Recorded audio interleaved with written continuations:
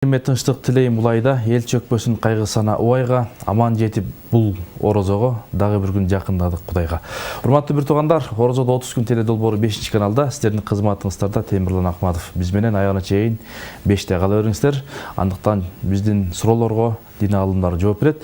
Бүгүн сиздер менен ушул Матуриди акыйдасы жөнүндө сөз кылабыз. Ошол акыйда деген эмне? Сиздерден келген суроолорго жана биздин суроолорубузга дин аалымы Азирети Умар атындагы Ислам университетинин ага окутуучусу Кенжетай Ажы Курманкожоев устаз. Ассаламу алейкум, кош келдиңиз. Орозоңуз кабыл болсун. Устаз, анда ушул бүгүнкү темага бир токтолсоңуз. Бисмиллахир-рахманир-рахим. Алхамдулилlah, вассалату вассаламу аля расулилlah. Ооба, биздин ата-бабабыз кылымдардан бери нечендеген, миңдеген жылдардан бери Матуридия акыйдасын карманып жашап келген. Ошондуктан бүгүнкү күндө биздин дагы аалым уламалардын ошо тандаган ошол Матуриди акыйдасы эмнеге дегенде ислам ааламында ахли сүннөт вал жамаат болуп эсептелген, ошо туура кутулуучу топ болуп эсептелген ахли сүннөт вал жамаат ишеними негизинен ишеним жаатында, акыйда жаатында негизинен эки негизги жоон топко бөлүнөт. Биринчиси Ашари акыйдасы, ал дагы туура акыйда болуп эсептелет. Ахли сүннөт акыйдасы болуп, аны негизинен ошол араб чөлкөмүндөгү мусулмандар ошол акыйданы карманып келген. Ал эми биздин чөлкөмдө, биздин Орто Азия чөлкөмүндө, Түркияда, Пакистан, Индия тараптагы бүтүндөй көпчүлүк мусулмандардын бардыгы дээрлик жоон топ мусулмандардын бардыгы ошол Матуриди акыйдасын карманып келген. Имам Матуриди рахматулла алейхи хижраттын 333 жылы өткөн экен. Демек, азыр 1444 жылда. Демек, мындан так даана 1100 жыл мурун өткөн аалым болуп атат. Бул имам Матуриди биздин азыркы Өзбекстандын территориясында Матурид деген айылда жашап өткөн. Мына ошол кезде ар кандай Куранды бурмалап, Куранды туура эмес түшүнүп, Курандын өзүнүн багытынан, нугунан буруп жиберген адашкан бир топ жамааттар чыккан. Мына ошол жамааттарды көрүп туруп, жалпы мусулмандарга кызмат максатында ошол Куран сүннөттү пайгамбар саллаллаху алейхи вассалам сахабалар кандай түшүнгөн болчу болсо, ошондой бир нукта жалпы жумурай журтка, анын ичинде өзгөчө аалым уламаларга багыт берген бир чоң аалым чыккан. Мына ошол аалым бул имам Матуриди рахматулла алейхи болот. Ошондуктан биздин чөлкөмдөгү кылымдардан бери келген мусулмандардын акыйдасы эмне дегенде Матуриди акыйдасы деп аталып калган. Суроо жаралышы мүмкүн да, эмне үчүн биз Курандын же сүннөттүн акыйдасын, Куран сүннөт акыйдасын карманып жашайбыз, Куран сүннөттү карманып жашайбыз, эмне үчүн Матуриди дей турган болчу болсо, ооба биз Куран сүннөттү карманып жашайбыз, анда эч кандай талаш тартыш жок. Маселе ошол Куран сүннөттү бизге өзүнүн илим билимин жумшап, өзүнүн мээнетин жумшап, ошол Куран сүннөттөн жашынакай кылып туруп бизге түшүнүктүү кылып, ошол ишеним маселелеринде, акыйда маселелеринде бизге ошол илимди жашынакай кылып кыска нуска тогу терин эреже катары сунуштаган бул имам Матуриди болгон. Ошондуктан имам Матуриди акыйдасы аталат да. Болбосо чындыгында бул имам Матуридинин акыйдасы, бул Курандын акыйдасы, бул пайгамбардын акыйдасы, бул сахабалардын акыйдасы болуп эсептелет. Анан эми бул жерде көп эле учур болду, көп эле жылдардан бери Матуриди акыйдасы деп келебиз. Элдин баары Матуриди жаттап калды. Бирок Матуридинин кандай өзгөчөлүктөр бар, кайсы көзү караштарда кандай маселелер бар дей турган болчу болсо, мына бул жерде Аллах Таалага ишенүү туурасында, Аллах Тааланы кантип тааныйбыз экендиги туурасында мындай дейт да. Имам Насафи рахматулла алейхи чоң бир аалым өткөн. Бул аалым ошол имам Абу Мансур Матуридинин өзүнүн Таухид деген китеби бар. Китабы Таухид дейт, бул биздин Матуриди акыйдасынын эң негизги булагы болуп эсептелет да. Курандан кийинки эле ошол акыйдада, анткени Курандагы бүт акыйдага тиешелүү аяттардын баарын ошол жакта чечмелеп түшүндүрүп берген. Мына ошол Акаид Насафия китеби ошол Матуриди акыйдасынын бир кыскартылганы. Демек, ошонун каймагынын каймагы десек болот. Ошентип имам Насафи рахматулла алейхи имам эмеден кийин Матуридиден кийин бир 200-300 жылдан кийин келип туруп, 250 жылдан кийин келип туруп дээрлик. Анан не кылды? бул Акаид Насафисин бизге калтырып кеткен. Бул 3 барактан турат негизгиси. Ошол жерде биздин Матуриди көз карашынын акыйда ишениминин негизги бир багыттары берилген. Мына ошол жерде мындай дейт. Кандай десе, "Вал мухдису лил алами хуаллаху таала". Бул аламды жараткан Аллах деп билебиз. Демек, бул алам өзүнөн өзү жаралган эмес. Бул аламды жараткан бир Кудай бар. Ал Кудайды кантип тааныбыз? Ошол Матуриди ишениминин негизинде тааныбыз. Демек, Кудайдын чеги жок. Кудайдын чеги дегенде, Кудайдын башталышы жок, этеги жок. Мисалы үчүн биздин башталышында бул жерден башталып тигил жерден бүтөт. Бул жерден башталып тигил жерден бүтөт. Аллахтын чеги жок дегени, демек күндүн да, айдын да, асмандын да, жердин дагы бүт ай аламдын бардыгынын размери бар, башталган жери бар, бүткөн жери бар да. Аллах Таала биздин көз караштан Матуриди ишениминин көз карашында Аллах Тааланын чеги жок. Аллах Тааланын башталышы, бүтүшү жок. Анткени неге дегенде, бул биз көргөн нерселердин бардыгы, башталган бүткөн нерсенин бардыгы ошол размерге чектеп койгон үстүндөгү жогорку бир күчкө башыйт дейт да. Мисалы үчүн күндүн да размери бар, айдын да размери бар. Бирок айды ошол размерди берип койгон айдын үстүндөгү жаратуучу бар. Ал ким? Аллах Таала. Адамдын да размери бар. Ар бир адамдын бирөөнүн бою узун, бирөөнүн бою кыска. Бул размерди берген ким? Бул Аллах Таала. Демек, Аллах Таала өзү бир размерде болушу мүмкүнбү десе мүмкүн эмес. Анткени неге дегенде Аллах Таала бул дүйнөдөгү эч бир нерсе окшобойт. Аллах Таала Куранда айтат: "Аузу биллахи минеш шайтанир ражим. Лейса камислихи шай'ун ва самиул басир. Лейса камислихи шай". Аллах Таала окшогон эч бир нерсе жок дейт да. Ошондуктан Аллах Тааланын башталышы же этеги болушу мүмкүн эмес. Башталышы дегенде бул чектен башталып, бул чектен бүтөт деп айтылбайт. Эгерде бул чектен башталып, бул чектен бүтөт деп айтылса, демек ошол размерге аны чектеп койгон, анын үстүндө дагы бир кудуреттүү бирөө бар деген түшүнүк келет да. Ошондуктан биз айтабыз, Аллахтын башталышы жок, Аллахтын этеги жок. Аллах эң авалкы, Аллах эң акыркы. Аллах эң Куранда да айтат: "Хуал аввал вал ахир". Аллах Таала авалкы. Авалкы деген мааниси эң авалкы, Аллахтын башталышы жок. Аллах Таала эң акыркы, анын бүтүшү жок. Аллах Таала бүтпөйт. Аллах Таала түбөлүктүү. Аллах Тааланы биз баягы бул дүйнөдөгү махлуктардын түшүнгөндөй, кабыл алгандай кабыл албашты. Демек, Аллах Таала жаратуучу. Биринчи ушул. Аллах хуал мухдис лил алам хуаллаху таала. Баягы аламды жараткан бир гана Аллах Таала деп беребиз. Ал-Вахид. Аллахтын сыпаттары бар. Негизинен Аллахтын сыпаттары ошол жалпысынан көптөгөн Куранда сыпаттар бар, хадистерде Аллах Тааланын сыпаттаган сыпаттары бар. Бирок алым уламалар ошолордун бардыгынан 20 сыпатты өзүнчө бөлүп чыгарып койгон. Кимде ким ошол 20 сыпат менен Аллах Тааланы тааный турган болчу болсо, анда ал жаратканды тааныды болуп эсептелет. Бул жашоодо кайсы мусулман болсун, ал ким болсун, мага десе врач болобу, мага десе саясатчы болобу, ким болбосун, кайсы кесиптин ээси болбосун, Аллах Тааланы жалпытан үстүртөн ушул сыпаттар менен тааныш мусулман адамдын мойнундагы милдети болот. Мына ушул акыйда мунжия болот да. Куткаруучу, адамды тозоктон куткаруучу акыйда ушул акыйда болот. Ошондуктан ошол сыпаттарды тааный жүрүү, ошол сыпаттарды биле жүрүү бул ар бир мусулмандын мойнундагы милдети болот. Мына ушул жерде ошону тааныштырат. Мисалы үчүн биринчиси Ал-Вахид. Аллах Таала жалгыз деп билебиз. Имам Азам рахматуллахи алейхи өзүнүн Фикхул Акбар китебинде айтат: "Инналлаха вахидун ла мин тарикил адад, валакин мин тарикин аннаху ла шарика ла". Аллах Таала жалгыз. Аллах Таала жалгыз. Бирок ал валакин мин тарикин аннаху ла шарика ла. Ал жалгыз дегенде, ал бир дегенде көптүн бири эмес, ондун биринчиси эмес. Ал жалгыз дегенде максат ла мин тарикин аннаху ла мин тарикил адад. Сан жагынан жалгыз эмес. Алла жалгыз, ал сан жагынан жалгыз эмес. Ондун биринчиси эмес. Же андай эмес. Демек Аллах Таала валакин мин тарикин аннаху ла шарика ла.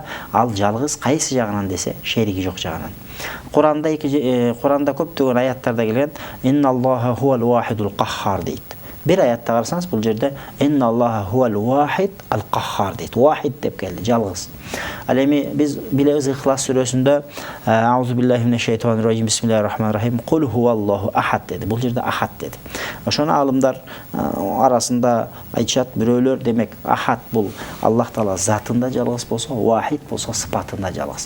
Демек Аллах затында да жалгыз, сыпаттарында да жалгыз. Демек заты деген Аллахтын заты дегенде бул эмне десе, бул Аллахтын акыйкаты.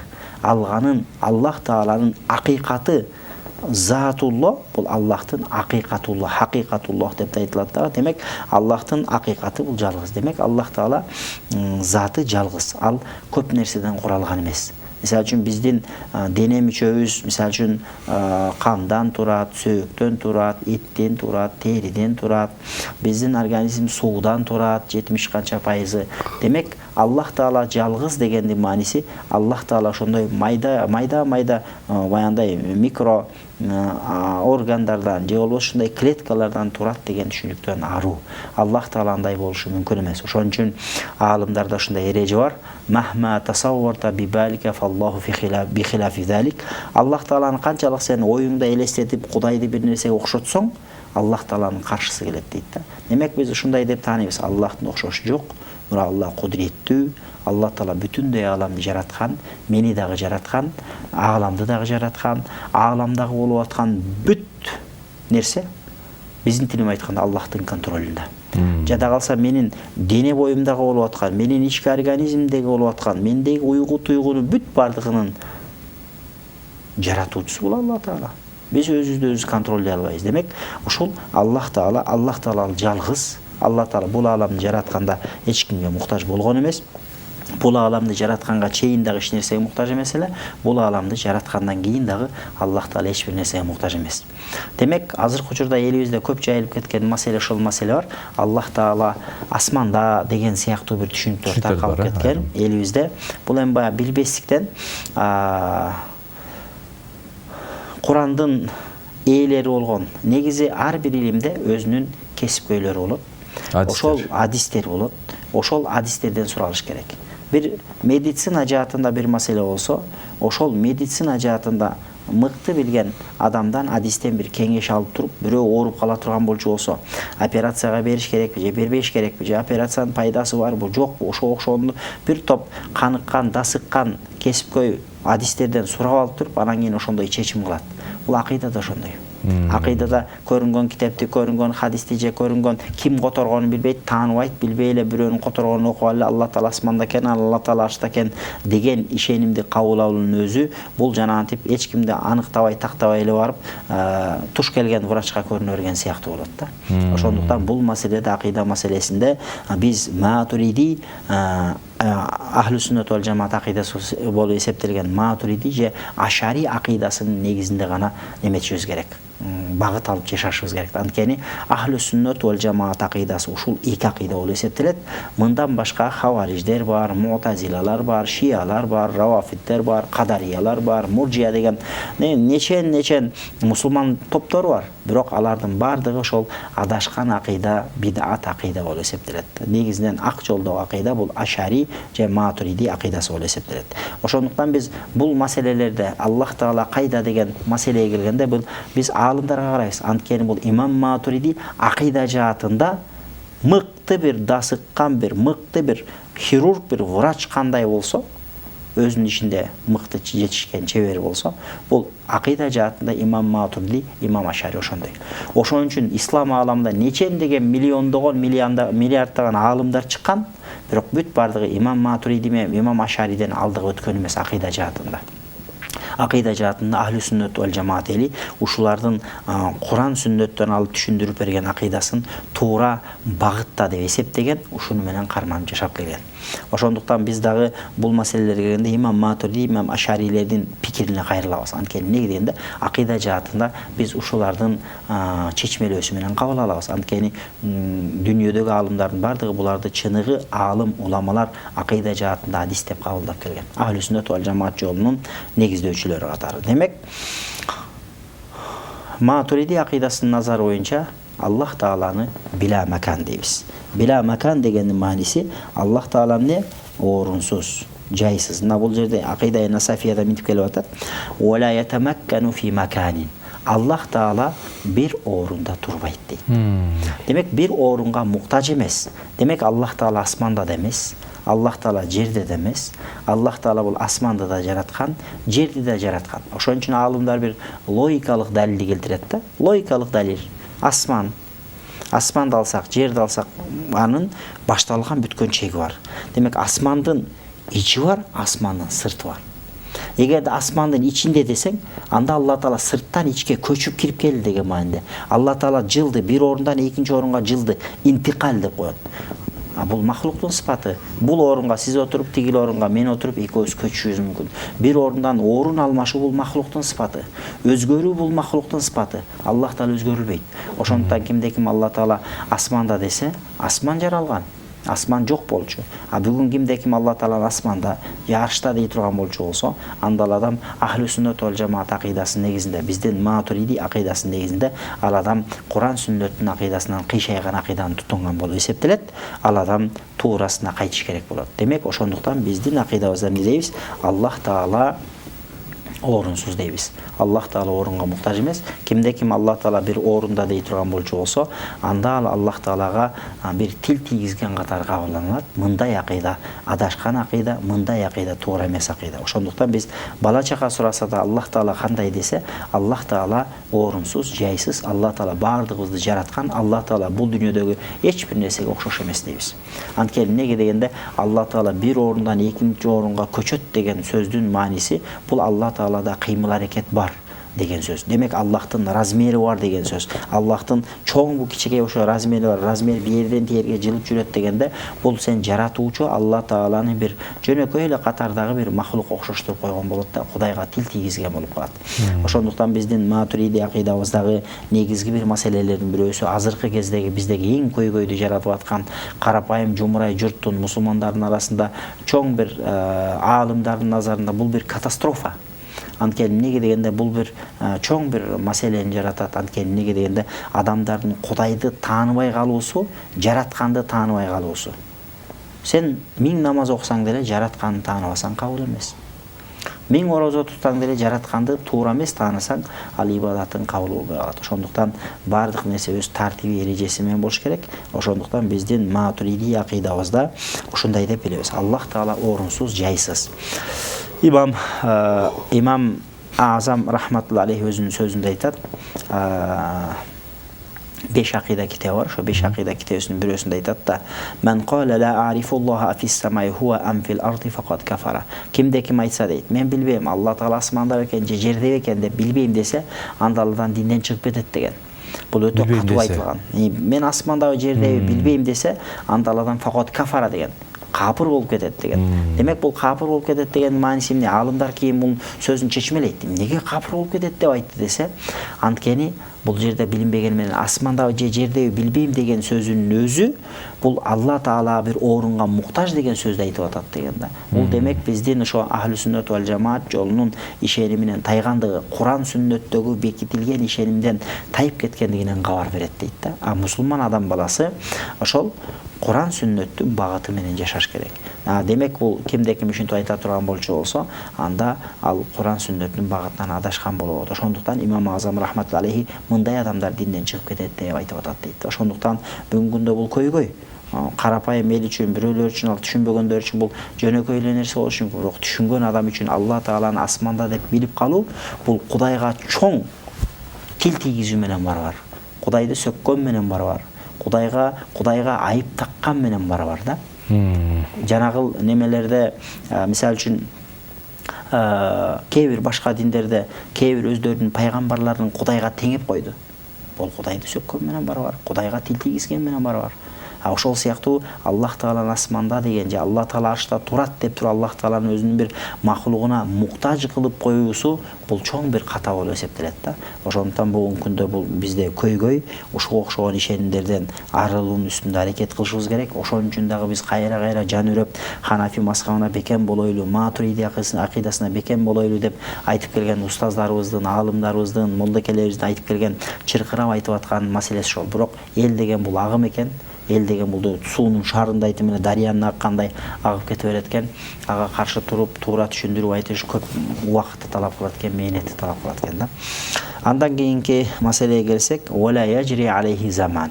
Аллах Таалага Имам Насафи рахматулла алейхи айтат, "Вала яжри алейхи заман." Аллах Таалага заман өтпөйт. Аллах Таала замандан, убакыттан тышкары. Демек убакыт бул биз үчүн өтөт. Убакыттын таасири бизге өтөт. Жыл өткөн сайын, күн өткөн сайын, ай өткөн сайын биздин ажалыбыз жакындап келип атат. Биздин жаштыгыбыз кетип атат. Биздин карлыгыбыз жакындап келип атат. Биз үчүн убакыт мерчеми бар. Аллах Таала ал убакыт мерчемине баш ийбейт. Аллах Таала убакытты жараткан. Убакыт жок кезде бар болчу. Аллах Таала түбөлүктүү, ал эч качан жок болбойт. Ал эми убакыт бул махлук. Бир кездерде убакыт жок болчу. Ошондуктан Алла Таалага убакыт өтпөйт. Алла Таала убакытка муктаж эмес. Дагы Алла Тааланын кандай немелери бар десе, мисалы үчүн Аллах Тааланы биз айтабыз, Аллах Тааланын сыпаттары бар. Мисалы үчүн бизде матуридилерде Аллахтын салби сыпаты бар дейт. Сол жерде сөзүңүз олдуңузда жанагы сөзүңүз башта айтып кетпесиз, бидат акыйдада ошого бир аз токтолуп кетсеңиз, элге бир аз түшүнүктүү болсун. Негизинен акыйда, туура акыйда, ахлу сүннөт вал жамаат акыйдасы болуп, аалымдар айткандай эки гана акыйда эсептелет. Алар кайсылар? Булар Ашари акыйдасы жана Матуриди акыйдасы. Мындан башка акыйдалардын бардыгы бул адашкан бидат акыйдалар болуп эсептелет да. Андай акыйдалардан оолак болушубуз керек. Демек кайсы бир адам Ашари же Матуриди акыйдасына сын айтып, пикир айтып аткан болчу болсо, анда ал ошол туура эмес, булактан азыктанып калгандыгынан кабар берет да. Ошондуктан бизде кылымдардан бери, мынакей бул Сироджиддин Алёши биздин Ошто жашап өткөн аалым болгон. Биз кылымдардан бери мына имам Абу Мансур Матуриди өзү Самаркандта, ошо азыркы биздин Өзбекстанда жашап өтүп атат.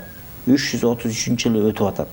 Имам Сарахси мынакей Ханафи, мынакей биздин өзгөндө мүрзөсү турат, өзгөндө сөөгү турат.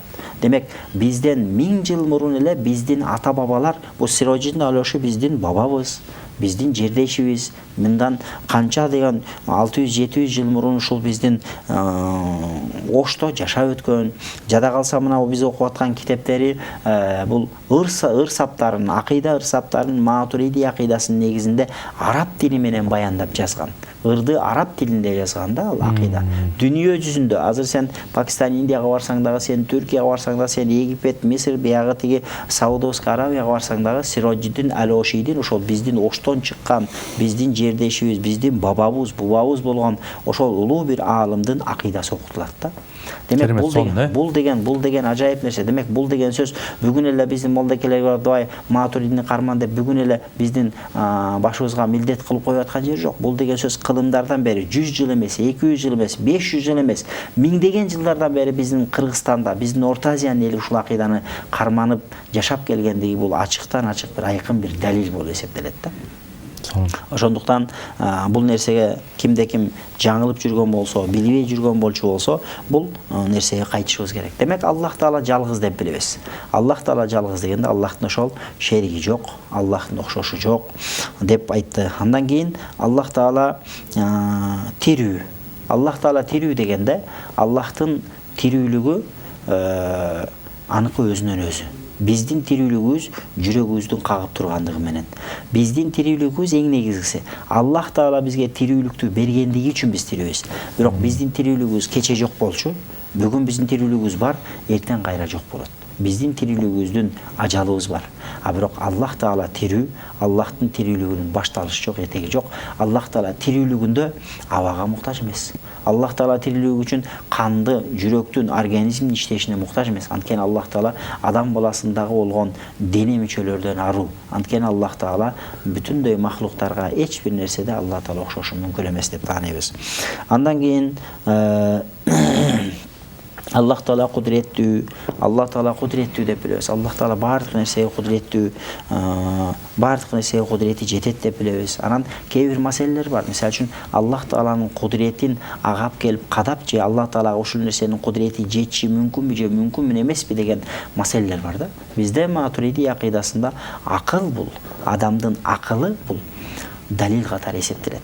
Мисалы үчүн азыркы кезде кээ бир туугандарыбыз чыкканда Алла Таала бизге Куран сүннөттү берген, шариятты. Куран сүннөттү карманып жаша, акылыңды иштетпе, адашасың деген бир туугандарыбыз бар. Акылыңды иштеттиң болду, адашасың. Куран сүннөттү карманып жашаш керек. Акылды иштетпеш керек деген. Бул туура эмес. Анткени негизинде ошол Куранды, сүннөттү түшүнүш үчүн жакшы акыл керек. Ошон үчүн Куранда да Алла Таала бир топ жерлерде Куранда афала яқилун, афала тaqilun, афала yatadabbarun al-Qur'an am ala qulubin aqfaluha. Куранда ойлонбойбалар, же жүрөктөрүнө мөөр басылып калганбы, жүрөктөрү кулпуланып калганбы деп атат да. Демек, акыйданы Кудайды таанууда, Кудайга жетүүдө бул акылдын орду чоң, акылдын ролу бар. Бирок албетте биз акылды Куран хадиске теңбейбиз, бирок Куран хадисти түшүнүүдө ал акылдын орду бар деп билебиз да. Жакшы. Биздин 5 мүнөт убактыбыз калды. Эми бир ушул акыйда керемет бул чоң илим да. Ошон үчүн бир ушул жыйынтыктап 5 мүнөткө. Демек ошол акыл боюнча бир аз токтолуп ойду жыйынтыктап койсок, демек акыл ошондой. Демек акыл кайсы бир деңгээлде шарият илимин түшүнүүгө биз үчүн курал бул. Акыйданы четке кагып туруп Курандын өзүн окусаң, акылыңды иштетпесең кантип түшүнөсүң? Ооба. Ошондуктан жанагы сөз Куран сүннөттү карман, акылыңды иштетпе деген сөз бул кайчы келген сөз? Бул кайчы сөз? Акылын иштетпей туруп Куранды кантип түшүнүшү мүмкүн? Акылын иштетпей туруп шариятты кантип түшүнүшү мүмкүн да? Ошондуктан бизде матуридилерде акыл бул шарият илимин түшүнүүдөгү бир курал болуп эсептелет. Кээ бир маселелерде акылдын ролу кадимкидей күчкө ээ. Ошон үчүн Аллахтын кудурети, мисалы үчүн алымдарда ушундай сөз бар да. Алла Таала кудуреттүү дейбиз. Алла Таала кудуреттүү болсо, Алла Таала өзүнө окшогон дагы бир Кудайды жаратып алышы мүмкүнбү деген суроо болушу мүмкүн. Демек ошондой десе, эмне дейт? Ооба деп да жок деп да айтылбайт дейт. Эгерде ким Кудай Таала ооба, Кудай Таала кудуреттүү, Кудай Таала өзүнө окшогон Кудайды жасап алган кудурети жетет десе, ал дагы туура эмес, ката, чоң ката болуп эсептелет. Эгерде кудурети жетпейт десе, ал дагы ката болот. Алымдар айтат, экөөндө тең адам баласы динден чыгып кете тургандай чоң ката кетирет дейт да. Анда бул маселеде эмне калат десе, демек бул маселеде эмне? Биз айтабыз. Адамдын акылында болушу мүмкүн болбогон нерсе Алла Тааланын кудуретине байланышы болбойт деп айтабыз. Демек, адамдын акылына сыйбаган нерсе ага Аллах Тааланын кудуретинин байланышы жок. Демек, мындайча айтканда, адамдын акылына салсаң, адамдын акылы кээ бир нерсени дурус деп чечим чыгарат. Адамдын акылы кээ бир нерсени болушу мүмкүн эмес деп чечим чыгарат. Адамдын акылы кээ бир нерсени болуш керек деп чечим чыгарат. Мисалы үчүн аял кишини айтсак, аял киши төрөшү мүмкүнбү десе, мүмкүн. Бирок эркек киши төрөшү мүмкүнбү десе, адамдын акылы чечим чыгарат. Андай болушу мүмкүн эмес. Анткени реалдуу жашоодо көрүп атабыз.